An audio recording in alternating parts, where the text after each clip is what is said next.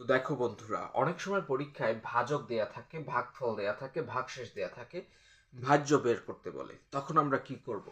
তো আমাদের একটা সূত্র মুখস্থ রাখতে হবে, সেটা হচ্ছে আমরা জানি ভাজক গুণ ভাগফল প্লাস ভাগশেষ সমান ভাজ্য। তাহলে ভাজক কত? ৭৮ গুণ ভাগফল ২৫ প্লাস ভাগশেষ ৬৩।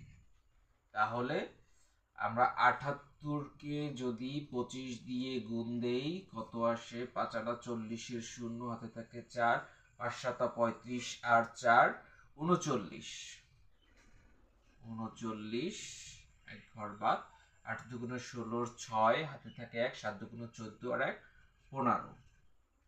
কত আসে?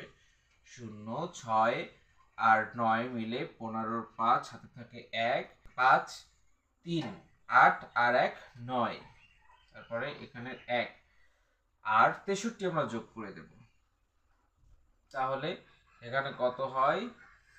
৩, ৬ আর ৫ ১১। ১১-র ১, হাতে থাকে ১, ৯ আর ১ ১০। ১০-এর শূন্য, হাতে থাকে ১, ১ আর ১ মিলে ২, ২০১৩। তাহলে আমরা কত পেলাম? ২০১৩। এটা কি পেলাম? এটা পেলাম ভাজ্য। সুতরাং ভাজ্য বের করার জন্য বা ভাগশেষ বের করার জন্য যেটাই হোক না কেন, আমাদের যদি এই সূত্র জানা থাকে, যদি পরীক্ষায় কোনোটা চায়, এই সূত্র থেকেই আমরা বের করতে পারবো। কেমন? তো আমরা এই সূত্রটা মুখস্থ করব সবাই। ধন্যবাদ সবাইকে।